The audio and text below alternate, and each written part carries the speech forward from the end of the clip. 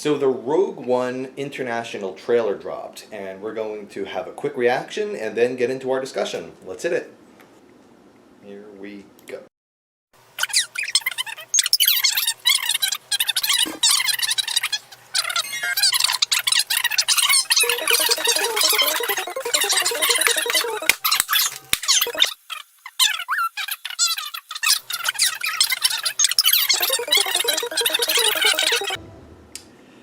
So, nothing too new there. Let's go talk about our ratios. So, I'm not going to really analyze the movie trailer, the Rogue One international trailer in the traditional sense, but I am going to talk about the like to dislike ratio of the international trailer and the prior Star Wars trailers post Disney and what it could mean for Rogue One. So the question becomes, can we analyze some of the like-dislike data from Disney's Star Wars movies and draw some conclusions? And the answer, I think, is yes. So let's start with the like-dislike ratio from the major Star Wars teasers and trailers. So for the first teaser for The Force Awakens, the movie had 145,000 likes and about 4,500 dislikes, which gave it a like to dislike ratio of 31.5 to 1. So in other words, every 31.5 people that you would meet liked the movie for every one person that disliked the movie. And that's out of 23.5 million views. So for The Force Awakens, the final trailer, that movie had 672,000 likes with 20,000 dislikes, with an improved ratio of 31.7 to 1, and that had 94.3 million views. Now, the Force Awakens Japanese trailer, or the international trailer, had approximately 14,000 likes to 349 dislikes, with a like to dislike ratio of 41.1 to 1, with a little over 3.1 million views. Now, the official Star Wars channel did not actually host that trailer, so that data comes from the channel Movie Clips Coming Soon. Now let's compare that like to dislike data to Rogue One and the teasers and trailers that have been released so far.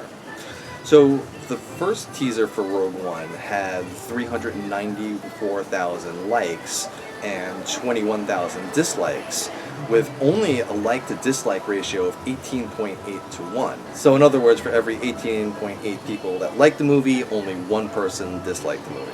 And that was out of around 41.5 million views.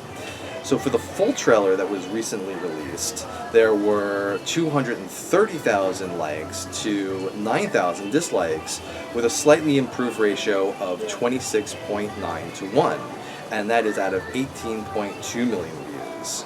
For the new international trailer for Rogue One, it has 4,500 likes with 222 dislikes, for a ratio of only 20 to 1.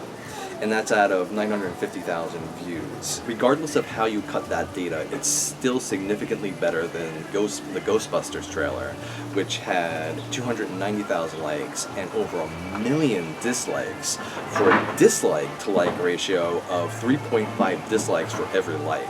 And that's out of 39.7 million views. So, what conclusions can we draw from these numbers? Well, we already know that Rogue One is highly anticipated, and in order for it to really be a success, it has to function and operate on par, if not better than The Force Awakens, and that is a high bar to achieve. The most obvious data that we can pull from what we've just analyzed is that the like to dislike ratio for the Rogue One trailer is much closer than The Force Awakens.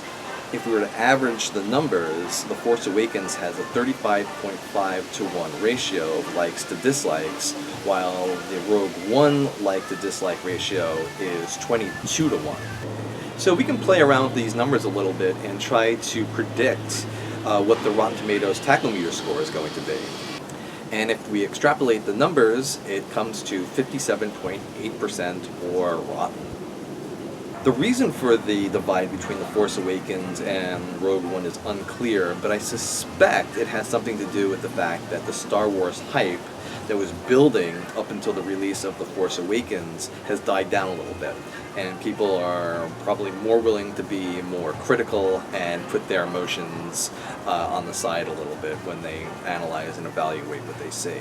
So while this like to dislike ratio trend doesn't seem to be hurting Rogue One just yet, a more extreme example did influence a movie, of course, that being Ghostbusters, and that completely derailed their marketing campaign by forcing the marketing team at Sony to defend and not promote the movie.